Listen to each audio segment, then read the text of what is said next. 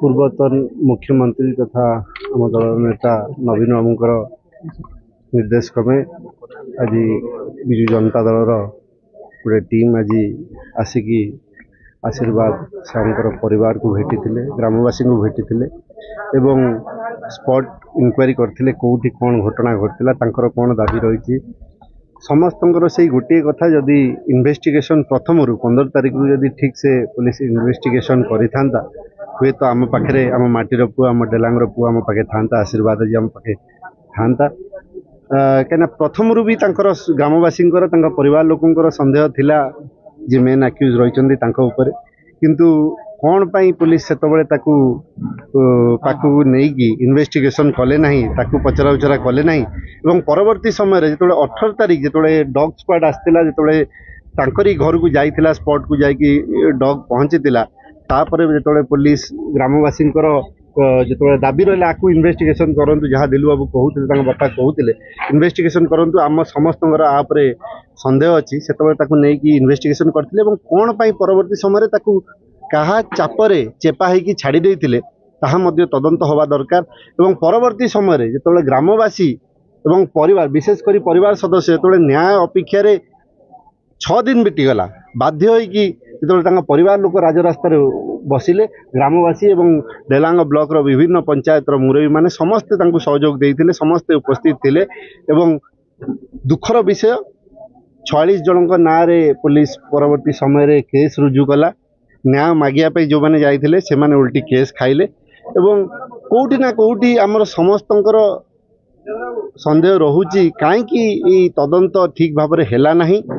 एवं जेहेतु ये विभाग टी रही माननीय मुख्यमंत्री मोहन माझींकर होम डिपार्टमेंट तांको अधीन रोची दुर्भाग्यर विषय आज को 8 दिन हो गला 15 तारीख रु 23 तारीख 8 दिन हो गला मुख्यमंत्री तरफ किछि प्रक्रिया कथा आसीनी आश्वासन तो दूर कथा किछि कथा भी मध्य से रखी ना एवं दुखर विषय जो दिन स्ट्राइक थिला जो परिवार लोक डिमांड कले कि कलेक्टर ये स्पॉट को आसतु आम बारंबार कलेक्टर को समस्ते लगेलु आपण मान सम्मुखें भी लगेलु किंतु फोन बारंबार स्विच ऑफ आसला आम पुलिस प्रशासन का जो एसपी प्रतिनिधि हिसाब से एडिशनल एसपी आसते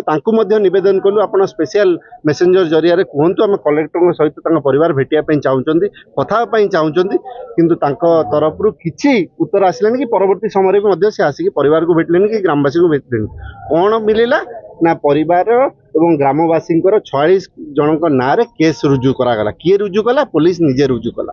ये है न्याय प्रक्रिया कौन कहे दोषी विरुद्ध दंड कौन निश्चित रूपे दोषी विरुद्ध कठिन रु कठिन कार्यानुष्ठान निया जाऊ ताकू फांसी दंड दि जाऊ एवं या फास्ट ट्रैक जहाँ समस्ते कहते फास्ट ट्रैक पोस्को कोर्ट रे ये कथा को तुरंत विचार करा जाऊ एवं परिवार सदस्य को 1 कोटी टंका कंपेनसेशन